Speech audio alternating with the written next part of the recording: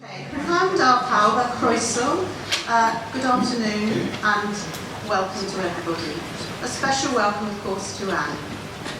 For anyone who doesn't know me, my name is Julia and I'm the Secretary of Cynnar Valley Labour Women's Branch.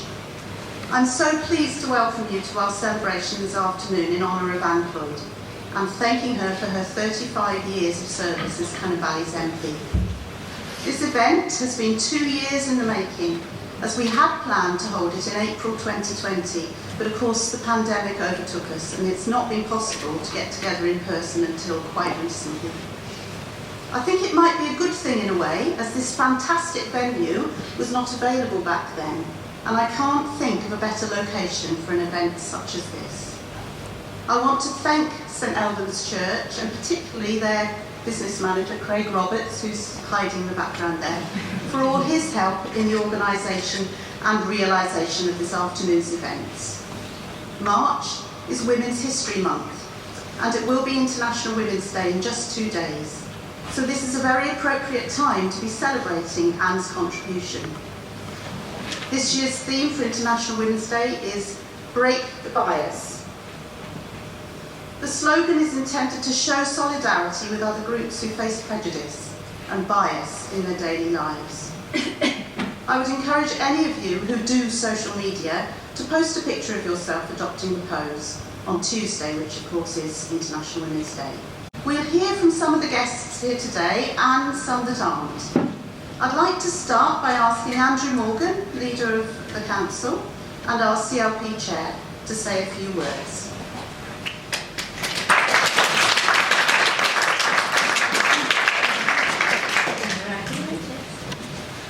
I have to say it's very nice to see everybody here, especially nice to see Anne, but this is the first Labour Party event where I've actually seen people in person and it's not on a screen, so it is particularly nice after the last difficult 2 years we've had. Seeing in the audience here some faces that I haven't seen for some time. I saw Tyrone Sullivan, see Martin Shipton, Baroness Anita Gale and others. It is nice to see Tony as well, Tony Garthwaite, who was Anne's first agents. I remember meeting him many years on the bus going around in, I think it was Aberant when we saw at the time, so it is nice to see some of the faces here. It has been an incredibly difficult 2 years, but I'm really pleased that this event has been organised today to pay tribute and to say thank you to Anne for all her efforts over the time. Of course, we think in Cynnar Valley as Anne has been our MP, but Anne's career was a long, distinguished career, first of all in journalism, and I remember Jean used to show me some of the things over many years when you were a journalist. Anne was then an MEP before then becoming our MP for many years and represented us very well. Just touched on the name there about Jean. I have to say, I know Jean's not here with us in person. I'm sure Jean is watching us somewhere. And I'm sure she's tucked in because we probably got something wrong, because if she was here, she would want to make sure that everything was right. I have to say that anybody who knew Anne knew Jean, and those who knew Jean knew Anne. They were inseparable. I know that Anne was very supportive of Jean when Russ passed away, and I know Jean was there for you when Owen passed away, and I know that we all missed Jean very much. Anne was elected some time ago to the House of Parliament when things were a little bit different. I remember when we went up on one of the many visits, and Anne was saying in the early days about how few women there was in Parliament, and probably quite a difficult time in terms of the numbers. I can't recall the number you told me, but there was only literally a handful of women in Parliament when you were first elected, but that didn't hold Anne back in setting her own ways and doing things the way she wanted up there and making changes. And I know things have moved on a long way since then, but still it's important to reflect back how different things were. Anne has been involved in many campaigns, whether it's been campaigns overseas about some terrible humanitarian abuses and things that have happened in overseas countries, but I also know about the huge amount of work that Anne has done locally in Cynnar Valley, and I know from going back and forth Anne's office over many years with some of those cases that I brought up to Anne around things like minus compensation. Anne never once shied away from speaking up on minus compensation and the delays in getting that funding out. And I knew we used to infuriate Anne about some of the delays and saying about people who would pass away before they would get that funding. Anne was actually probably one of the first MPs to really speak out in the media and to say it was wrong, that things had to be done different. And at times, I'm sure Anne had a rap over the knuckles from the party, but that didn't dismay Anne in terms of speaking out for the right thing for our area. There was other campaigns locally, the furnace site. Anne was her family working in the furnace site, people who worked there. Anne was heavily involved in the campaign with the furnace site. Certainly when it closed and looked into the various cases there's been a huge amount of work undertaken, and Anne has done a lot of that support in the background people would never know about. One of the things being an MP is, of course, you never are able to publicise those things that you do to change people's lives in terms of the small cases you deal with. But I know as a councillor and other councillors you will know, when you go door knocking you actually speak to people, or when I've gone around previously campaigning with Anne, people would want to invite Anne into the house because they want to spend time talking to Anne because they've helped with the case. It was my job at the time to try and wrestle Anne away and carry on down the street, to carry on door knocking. But it's those kind of experiences that, unfortunately, the wider public don't sometimes see, but it does mean that for some people's lives it's made a huge difference. And over the many years, Anne was relentless in making sure that those small little things that can matter to you, they matter to Anne. That was the kind of way we used to install it into myself, and I know Jean used to say the same thing. Anne has always been a supporter of the local authority. I've worked very closely with Anne, not just when being council leader, before I was cabinet member, or just when I was party member. I remember Christopher always having conversations with Jean and Anne about local issues when he was the deputy leader and leader. And it is important to have a strong relationship so we do work as a team, and Anne has always seen that way. Not to interfere in the council, but to certainly work with and support the council. And I think that's been a real credit to Anne over the many, many years, because there's been difficult times, but you've always been there, and on occasions as well, to give advice, and I think that's really important. In terms of giving advice and support, I have to say again, Anne was instrumental in supporting young members in the party. When I joined the Labour Party, I remember going to the first Labour Party meeting, and it didn't feel like a meeting, I have to say, because there was probably about 3 of us who turned up there, and only 3 of us were probably under the age of 40 or 50 maybe, and that's been generous. But Anne welcomed us into the party, and I know that over time we recruited more young members, and we formed a young Labour that every time there was an event, Anne would always be the first to put her name down. I don't know if Jean put your name down, or if it was the case that you wanted to be there. But certainly Anne encouraged young people, and Anne has always been about encouraging young people. And certainly myself, now I come through in terms of with Young Labour, other members went on to be councillors and other roles. And one of our friends was a Young Labour, is now a senior officer in Welsh Government, who has done very well in terms of working in the health field. But Anne has always been there to support people and to give those words of encouragement. And I think when you consider the workload Anne has had, previously being especially envoy to Iraq, which was a really difficult role to play as well in terms of managing the politics with that position. But Anne always made time to speak to people, and I think that's why Anne always was well supported by the community, and has always been well supported by the party in Cynarfon. So I'm pleased to see you here today, Anne. After the last 2 years, it's been a difficult time. I consider Anne to be a good friend in terms of the support she's always given, and I look forward to hearing some of the other speeches today. It's Tonya, if you didn't guess, anyway. I was having a chat with Beth, who said that they were putting together a really lovely video for you, and I thought I'd tell the tale to your CLP about how we became very good friends and you looked after me when I came into Parliament. And just thanks for all your support with the medical cannabis stuff. I know what a great friend that you were to Paul and to everybody that's campaigned on this, but also me and you going through the chamber was just the best thing with the Brexit votes. Honestly, I'd come and find you and say, come on Anne, we're going, and I got my pointy elbows out and got you through the chamber with all the Tories and everybody when we were there, and it was a horrible time really, but it was so lovely to be there with you, and thank you for everything that you've done for women in Parliament and for everybody, speaking up for everybody. I remember you fondly, and keep going, and we need to try and get you into the House of Lords, don't we? So I'll speak to you soon, hopefully. Bye. Hi Anne, sorry I can't be with you, but I hope you're having an amazing evening, and thank you for being such an amazing friend to me. You have always been part of Team and I hope that you're enjoying your retirement and doing everything that you never had a chance to do when you were looking after all of us and your constituents. but I wish you all the very best, and I'm really sorry I can't be with you there. Take care. Bye. Well, hi Anne, and welcome from Delhi constituency, which I know you know well, having grown up in Holland and Pentraholky and gone to school in Holywell. We're very grateful for the service that you gave to Parliament and to Kinnan Valley constituency. But I particularly want to remember the time when you gave support to Delhi constituency, your home area, when you came to Prestatyn to support the miners in the 1990s when they were fighting to save their jobs at the Point of Ayre colliery here in North Wales and here in Flintshire.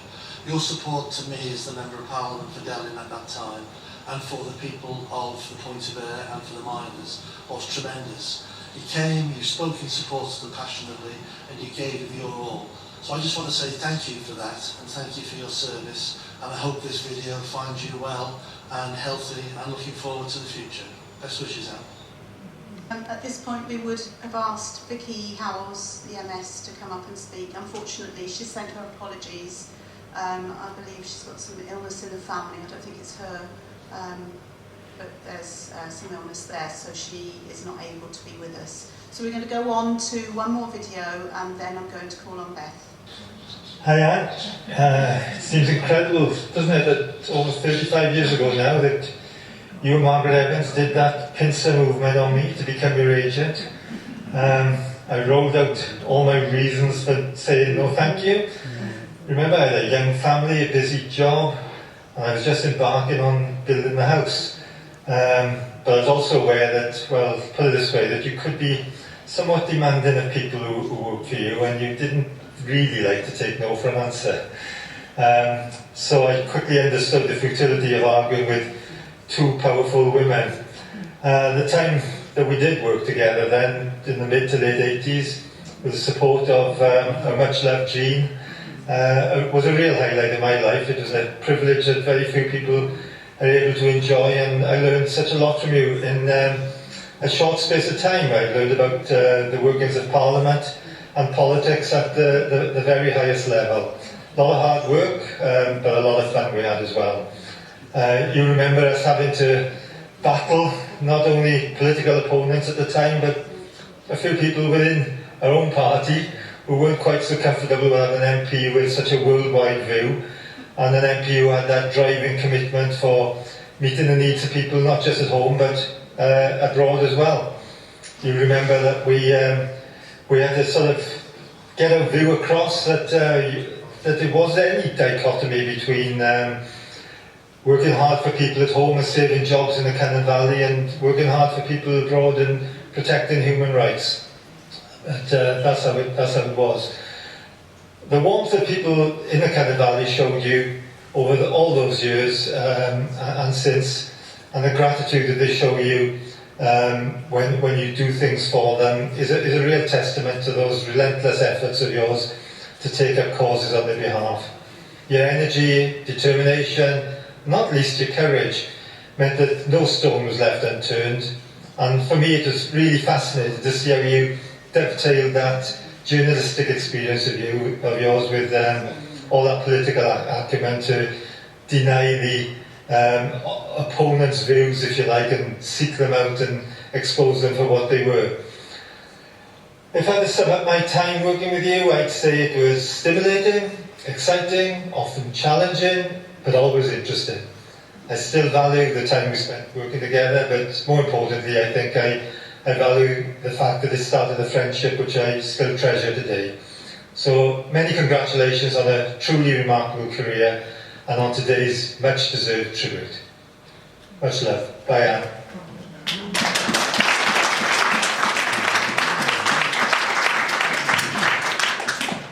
And of course Tony is here today. He's sitting just in the middle there. So thank you for that, Tony. I'm going to call on Beth Winter, the MP now, to come up and have a few words. Diolch yn fawr I bawb am ddod heddiw. Thank you ever so much to everyone for coming today. But a special thanks to Anne herself. I'm sure everybody would agree that it is so nice to be able to meet in person today and not on Zoom. It's slightly surreal, I think, as well, but it is so nice to be able to see people in the flesh again. Some of you, for the first time actually, even on my behalf, so thank you. And I also want to say thank you to the women's branch of the CLP who've pulled this event together. And I wouldn't normally do this, but I'm sure you'd want to join me in saying a special thank to the branch women's secretary, Julia Salazin, who really has worked tirelessly to make this afternoon a success. And I think she's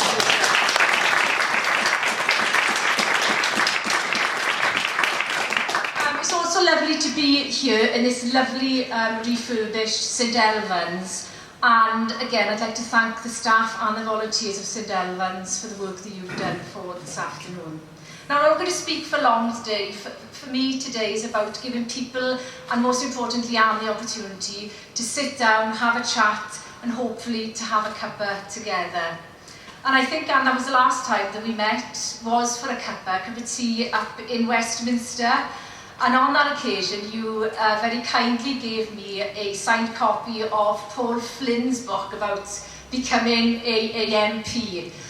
I'm still very much learning. Knowing how to switch off is something that I know I'm going to have to learn to do. But it really was a helpful and amusing book, which I do dip into regularly, so diolch yn fawr, Anne. And you yourself, Anne, have had a very, very strong commitment to human rights throughout your life.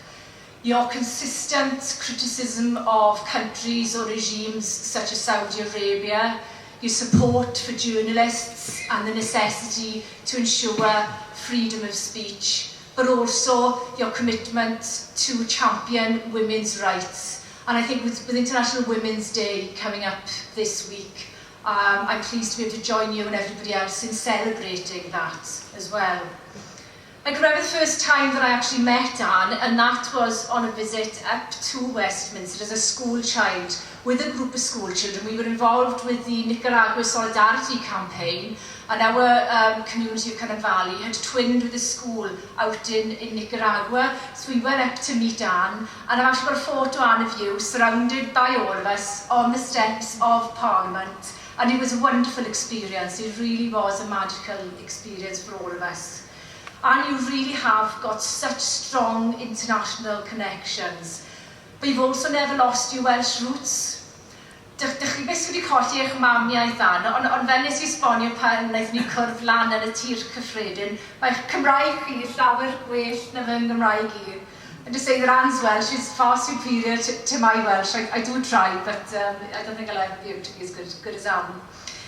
You've also had a commitment throughout your career, Anne, to public services and the need to retain those public services as well as ensure that they're free at the point of need. And also your commitment to tackling and opposing inequality and poverty wherever that may raise its ugly head. And sadly, we are still fighting those battles. You've got many, many friends here today, Anne, but also throughout Wales, as well as internationally. But sadly, as others have already said, our dear, dear friend Jean can't be with us today, and I know that we all miss her very, very much, but nobody more than yourself, Anne. And you've always been there for me whenever I've needed help. I know you've been at the end of the phone, and I recall phoning you more recently about some casework that we'd had on the Kurdish people. And I knew that you would be a brilliant source of advice, and you really were. So I know you're always there at the end of the phone, and you give some really valuable advice. Now, myself and a few others are going to have to leave shortly for the Ukraine Solidarity rally in Pontypridd. But I know that's something that you two are supporting in all sorts of ways. And I do follow your social media, Anne, and you're very, very well kept abreast of political issues, even now. So Anne, pob hwyl a dymuniadau gorau yn y dyfodol. Ond gobeithio bod chi'n mynd I mwynhau'r dydd ac yn mwynhau eich ymddeoliad. Ond sicr eich bod chi dal yn dilyn gwleidyddiaeth achos mae fe cymaint ohonoch chi. So Anne, thank you for today and for coming, and I hope you are enjoying your retirement, and I no doubt, and I actually know that you are continuing to be politically active because it is so much a part of you. So diolch yn fawr Anne, thank you ever so much Anne.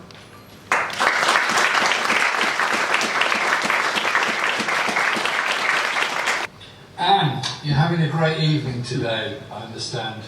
A great evening of people saying thank you for being the MP for Clwyd Valley for all those years. I remember 1983 when you and I were in Parliament together and working very hard on a whole range of issues. And it was a time when the miners' strike was about to begin, 84, 85.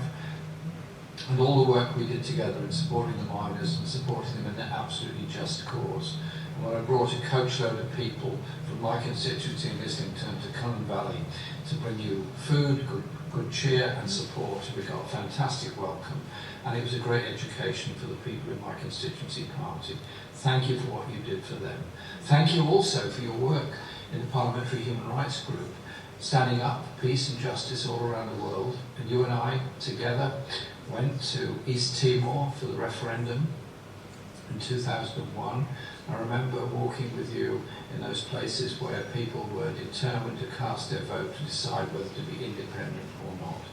And later we went on a delegation to Moscow during the Yeltsin years to speak up, not in support of Putin, but to criticize and be against him and Yeltsin for their treatment of the Chechen people and the solidarity we gave to the Chechen people on that occasion. And that's what we did all those years that you were chair of the Parliamentary Human Rights Groups, Chagos Islanders and so many others. You've done so many things in Parliament. And towards the end of your time in Parliament, after the terrible loss of your husband, you spoke up for the NHS in Wales and did that most effectively. But I think probably the best thing you ever did was supporting Tower Colliery, supporting the Tower Colliery miners in keeping that colliery open when the coal board and the government tried to close it. And you went down the pit and you occupied the pit and then were brought out. And the colliery stayed open until the seams were finally exhausted. So Anne, thank you for being a great friend and a great comrade in Parliament. Thank you for everything you did, and have a wonderful evening with my great friend Beth, who is a very, very worthy successor to you. All the best.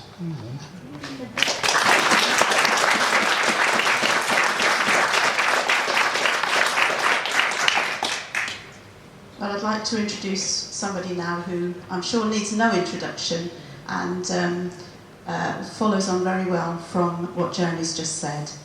Tyrone Tower O'Sullivan.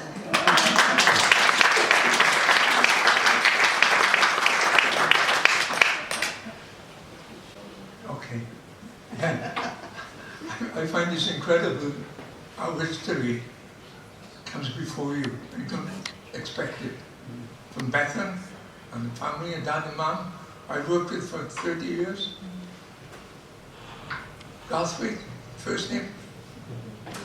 What's his first name? Tony. No, I know, when you get to my age, you'll understand. Keep taking the tablets. Yeah. It's, without his father, I'd be dead. Two of us, me and my cousin Michael, and Michael had died this year from COVID, swimming naked in the river, in the canal. And we both, he started drowning and I dived in to save him and I couldn't swim. So we were both unconscious. But his dad jumped in the water, grabbed Michael, pulled him out. He didn't know I was there. But his words to me was, I heard some gurgling, and when I turned around, I seen your blonde hair, and I pulled you out as well. But that day, both of us should have drowned. Just to end that story, we went to school the following week, and the headmaster, very Welsh, and he called me and Michael out in front of the whole class. We were only 10, 11.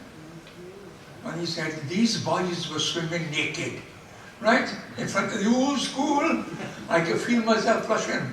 But thank goodness, that was a good ending to a great story.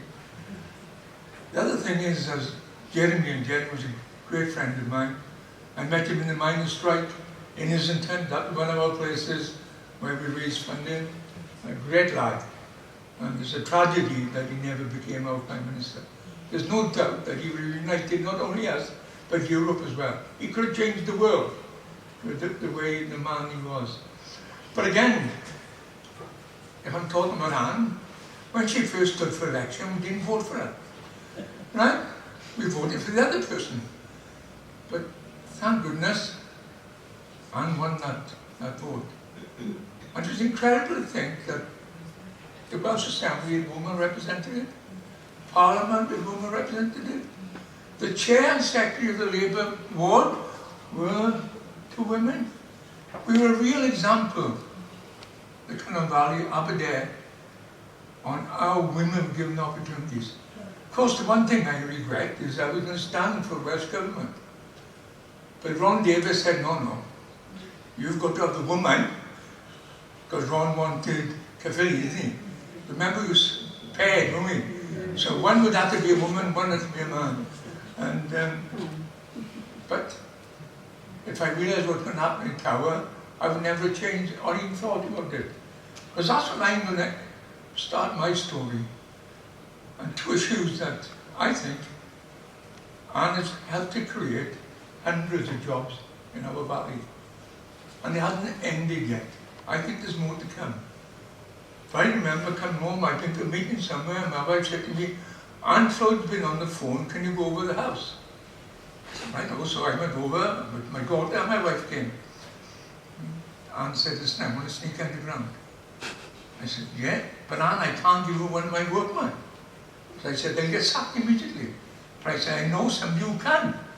And it was Glenn Roberts, retired from Tower, a real great person.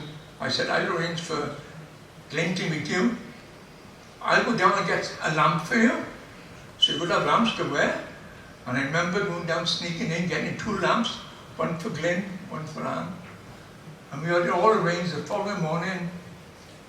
Anne would meet Glenn, they'd have their lamps, and they'd go down the pit. And I sat in my office, innocent, as you can imagine. And anyway, the phone rings, and this guy said, Tyrone, he said, you won't believe it. He said, I'm sure Anne Clwyd had just sneaked underground. I said, don't be silly. I said, that wouldn't happen, isn't it? I had to tell myself, in case there's my else listening. I said, no, it can't be. But of course, it was Anne had sneaked underground. But what we didn't realise then, perhaps, was we had film companies from all over the world, from Canada, from Germany. It went worldwide. The first woman ever MP to sit underground to try to save a coal mine. First one ever in history. And he went all over the world. And there's no doubt the help that was to become to us in the next couple of months. And of course, the second time that Anne was very helpful, she phoned me up and said, I've arranged to meet the Secretary of State for Wales, John Redwood. And of course, he never met in Wales. He also had graduate to London, isn't it? So up we go, and we were walking up the stairs, and Anne said to me, we won't be here longer than 10 minutes time. I said, never mind, Anne, we're here. So up we go. We did that meeting with John Redwood for over 40 minutes. It's a great meeting. And there's no two people in the world that's different, him and me. There's no two people at all. I'm a staunch socialist, and he's a very right-winger. So as we all got up, I said, thank you, Minister. And he said to me, no, he said, I bet you're going out there now to speak to the media, you know. I said, yes, I am, Mr. Redwood, or Minister. I said, that's your bloody fault. I said, he's like to see, oh, my fault. I said, yes, but you closed my mind. That's why you're out there. And he said, do you mind if I speak to the media with you? I said, of course not. We went outside, I spoke to BBC and John Redwood, and Phil White spoke, and Phil had passed on now, spoke to ITV. We were chairman and secretary of the company, or the pit. And John Redwood, I remember these words. He was a minister in the cabinet. And he said, I've been very impressed by what I've heard today. And that was an incredible statement for him to make on behalf of Tower Colony. I knew I had at least one friend in the cabinet, and Thatcher's cabinet, of course, Dad was going to be speaking in our favour. And those two issues now, because I'll always remember the best photograph ever of Anne, and you've seen it, on the shoulders of the boys in Tower, with a black face and a helmet on. It's a fantastic photo. I think Anne used it for the next 20 bloody years on the leaflets. Right?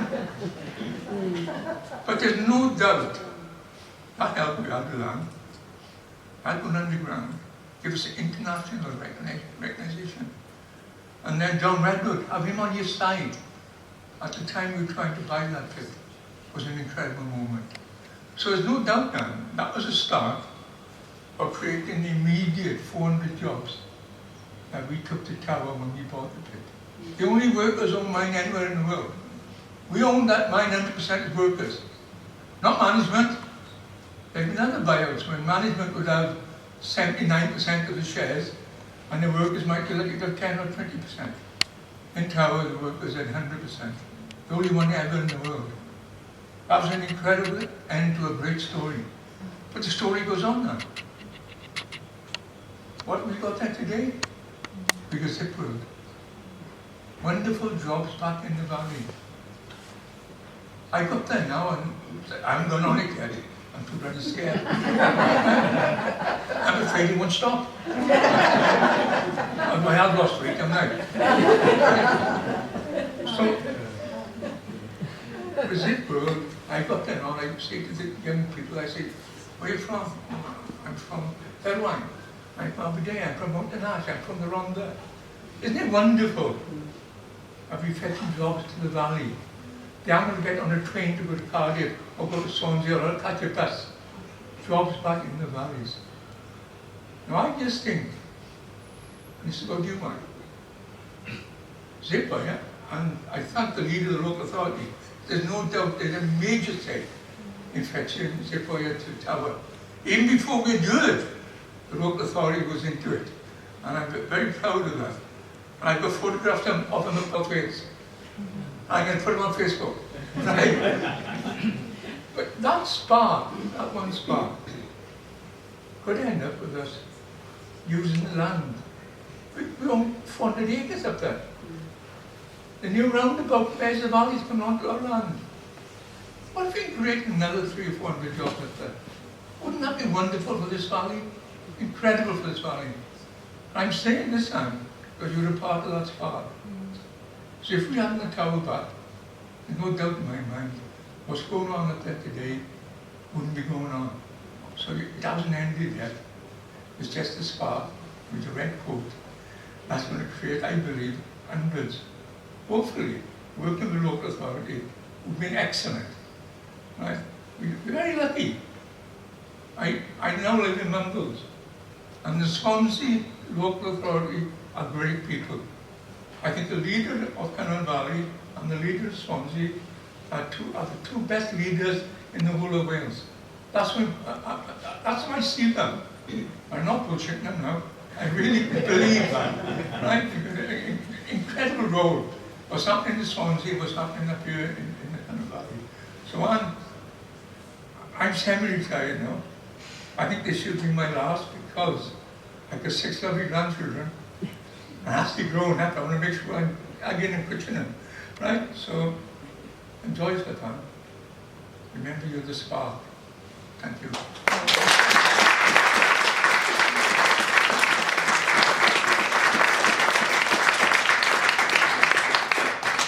Thank you, Tyrone. Okay, so we're coming towards the end of the proceedings now, and I'd like to ask Anne to come up and say a few words.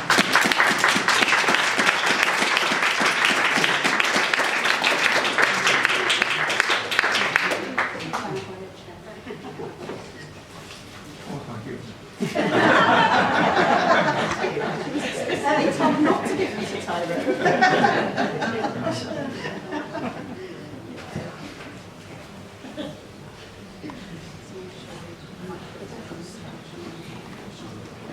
Hello, lovely to see you.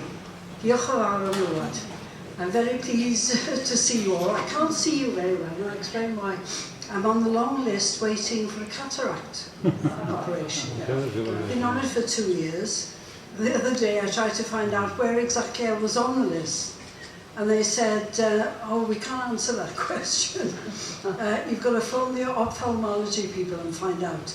So I'm still battering away on the health service, from my own experience and from the experience of others, because we're not a third world. We should have a much better service in parts of Wales than we've got at the moment. And I must say, there's nothing like experience, as you all know. You've got to experience things yourself to really feel strongly. And I sat for 2 sessions in A&E, and my friend Martin Shipton, who's here, knows, because I've talked to him about that experience of being there for 7 hours, 8 hours, and the people around me. I'll just tell you one quick story. The first time I sort of tripped over something accidentally and banged my head. So they said, you've got to go to A&E. So, long hours in A&E. And then people were coming in, and in the waiting area there were about 80 people. And they were there for long hours. And they're quite uncomfortable chairs. These are much more comfortable than the ones in A&E.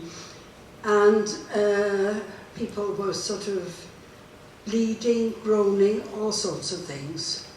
And suddenly somebody came in, and I heard them say, he's from Abercwmboi. And he was obviously not very well. And the police kept going up to him and saying, where are you from? And he kept saying, Abercwmboi. And he repeated it about 6 times. And then they said, but where in Abercwmboi? And of course, I never heard the answer, but when I was leaving there at about 2:30 in the morning, this old boy was standing by the exit, asking the policeman, where could he get a bus to Abercwmboi? And I just thought, well, my niece was with me, Bethan, and I wanted to get up and go over to him, because that would be my instinct, and she said, no, sit tight. I think he was afraid I'd make a row in A&E, and then I'd be even longer on the list. But, so the health service is something I'm still very involved with, and hopefully will help to improve. Because I've got a face-to-face interview with the Chief Executive in about 2 weeks' time. Because I don't want any letters anymore saying we've learned from your experience, thank you for sharing your experience. I've done that too many times. I want to speak directly with the people responsible for running the service. So, watch this space, Martin. I'm sure between us, we'll just stir it up a bit there. But thank you very much, Cynon Valley, for putting on this meeting today. I'm very grateful, because 2 years has been a long time where we haven't been able to meet up, apart from in Zoom meetings, which I'm fed up with. I think face-to-face, there's nothing like it. And I'm greatly honoured to be the MP for Cynon Valley for 35 years. I made a lot of friends, and I like to think, I remember when I first didn't get the nomination, and somebody else got it, I asked afterwards, what was it about me you didn't like? And they said, you wear funny clothes. And then I realised, because afterwards I was a candidate in Gloucester. And after the first time going out canvassing there, somebody came up to me and said, excuse me, I don't think you should wear those clothes again. And it was a very smart 2-piece denim suit. But anyway, I'm saying that because I've got a red coat on, which I usually wore in Parliament every opportunity, something red. But I was canvassing in Aberdare one day, and the balloon seller shouted out, "Hey Anne, it's time you had a new coat." And I just like to think, you know, that people could have say things like that to me. You know, I wasn't offended. It was all, you know, very, very sort of nice and humorous and well-tempered. And, you know, I'm so pleased to have represented an area like this, especially the miners, because I took an interest in the mining industry before I was an MP. I used to write a lot about pneumoconiosis and the fight for compensation. And I remember going down the first time in Penrhok, going down to canvas and going to houses and people saying, "He's on oxygen, he's in hospital." And the next time I went back, they were saying, I asked for somebody and they said, "Oh, he's dead." You know, and too often I heard, "He's in hospital" or "he's dead." And then the long fight for compensation. And I know people have got mixed views of Tony Blair, but I worked very closely with him because I was chair of the Parliamentary Labour Party. And I used to meet him every week and we'd discuss business. And I'd come in through the door and he said, "Oh, stop, I know what you're going to say. What are the figures for the miners' compensation?" Because he represented a mining constituency as well. And so miners' compensation was an issue for him and me. So I hope I got on his back sufficiently to get that miners' compensation moving. And over the years, of course, I mean, the miners have backed me all the way. And I really miss the National Union of Mine Workers and all the people associated with the union. And I'm thinking of David Jones in particular, who's in hospital at the moment. He would have been here. I phoned up to try and get him here, and I heard he was in hospital and he's had quite a serious operation. And David was always there. He was a very loud voice in the CLP, David, but always, you know, spoke up for things that I cared for as much as he did. So there are many people that I would like to talk about. Obviously, Jean. Jean was a very, very good friend for a very long time. And the fact that she died in the way she did, and nobody expected it. We all depended on her, and I in particular, having to, you know, with an election on the way, having to move the contents of 2 offices. And Jean kept everything, I can tell you. Every piece of paper, every cutting, Jean kept all that. So I've been sort of cursing because I've had to go through them all. But it's been worthwhile because the archives now have gone in something like 50 boxes so far to the National Library of Wales, which would be a record of what has happened in this constituency over the years. And that is thanks to Jean, because she kept it all. And of course, she kept, you know, close links with people, and she would tell me, you know, what, if she wanted me to particularly drive at something, Jean would always be there pushing on behalf of people. So, you know, she was MP number 2, as far as I was concerned, in the Cynnon Valley, and we all miss her very much indeed. And also I'd like to thank people like Margaret Evans, who couldn't be here today because she's not well, but Margaret Evans and Beth Day. I don't know if Beth is here. Beth is there. Hello. When we first went round, you know, it was quite hard for women, as I'm very pleased my friend is here, Baroness Anita Gale, because Anita Gale was the Secretary of the Labour Party in Wales.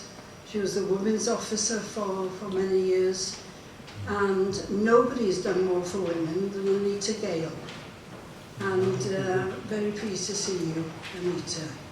So, you know, over the years, so many people have worked to get women elected here. I remember when Margaret and Beth and I went round people's houses, there was a welcome in a lot, there was not a welcome in others. And Beth and Margaret really drove hard, and it was hard for them as well, you know, to go to some places where we knew there was going to be opposition. But thank you, Beth, and thank you to Margaret here, who I've enjoyed working with over the years. It really has been a privilege and a pleasure. And I'm glad we can meet again now the pandemic, hopefully, hasn't disappeared, but is making it easier for us to meet face to face. Wedyn, diolch yn fawr iawn i chi gyd am eich croeso, diolch yn fawr iawn i chi am eich caredigrwydd, ac am eich cyfeillgarwch. Thank you for everything. I owe a lot to you. And at the moment, I'm afraid I can only think about the Ukraine, because I've been to the Ukraine, I've been to Russia several times, I monitored the first elections in Russia and met the ordinary people of Russia. And I'm sure they would not approve of what is going on in their name. And those people are going to the rally. I'd like to be there myself, as you know, but I'm watching it almost every minute of the day, because I met Putin once, and that was in St. Petersburg 3 years ago, when I was there with the Interparliamentary Union. We had to wait for about 2 hours for him to come on the platform. But I was close enough, I was about 2 rows away from him. And I thought he had a very unnatural pallor. And doctors have their other explanations for the way he's behaving at the moment. Dr. David Owen, who used to be Labour's Foreign Secretary at one time, David Owen was interviewed a few weeks ago, and he puts it down to anabolic steroids and the longer-term effects of continuing to take anabolic steroids. But anyway, this will get me on another platform unless I'm careful. And Tyrone and Tony, it's lovely to see you. And the privilege of working with Tower and the miners is one of the great experiences of my life. Diolch yn fawr.